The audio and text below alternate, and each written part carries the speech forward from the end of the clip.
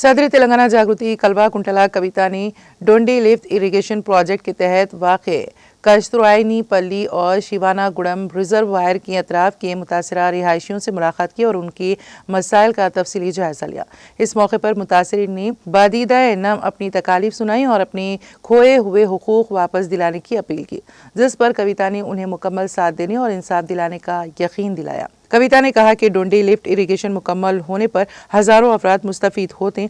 इस मकसद के लिए इलाके के लोगों ने अपनी ज़मीनें बाहमी ताउन के जज्बे से फराहम की थी, मगर मनसूबा बरवक्त मुकम्मल ना होने की वजह से 2015 से ताख़ीर जारी है।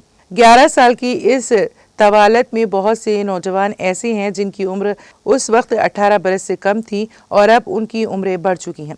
ऐसे अफराद को भी मुआवजा व इंसाफ की फराहमी की जिम्मेदारी हुकूमत पर आयद होती हैं।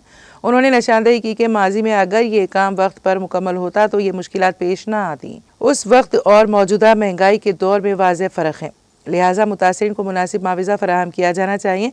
अब तक मुतासरीन के लिए मकानात या दीगर कॉलोनियों की फराहमी भी अमल में नहीं लाई गई, जबकि कानून के मुताबिक मुतासरीन को आर्जी तौर पर माहाना खर्च भी दिया जाना चाहिए जब तक उन्हें मुस्तकिल रिहाइश ना फराहम की जाए।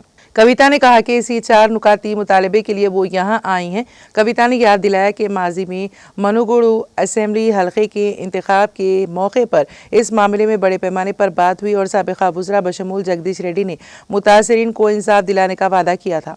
मौजूदा रुकन असेंबली राजगोपाल रेड्डी ने भी इंसाफ दिलाने का अहद किया था, ताहम अब तक अमली पेशरफ्त नज़र नहीं आई। दीगर वादे बशमूल मखसूस इलाकों के लिए हर एकड़ मुआवजा देने के ऐलानात पूरे नहीं हुए और इसी बुनियाद पर हुकूमत पर बारहा दबाव डालने की ज़रूरत है।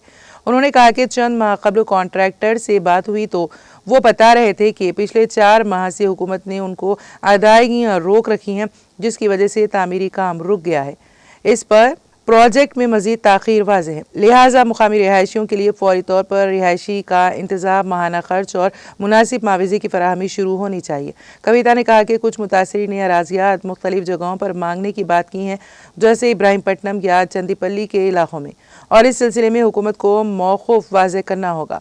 उन्होंने ऐलान किया कि इस मामले को नलगुंडा या हैदराबाद में सरकारी सतह पर उठाने के लिए और एक ख़ास तारीख मुकर्रर की जाएगी और जब तक मुतालिबात मंजूर ना हो अवामी दबाव जारी रखा जाएगा। उन्होंने वाज़ेह किया कि प्रोजेक्ट के रुके रहने से मुकामी मजदूर तबके को भी ज़बरदस्त नुकसान पहुँचा है। कई साबिक़ काश्तकार उजरती मजदूर बन चुके हैं और गाँव खाली होते जा रहे हैं। हुकूमत की ताख़ीर जितनी ज़्यादा रहेगी, किसानों और मुतासरीन के नुकसान में इजाफा उतना ही होगा।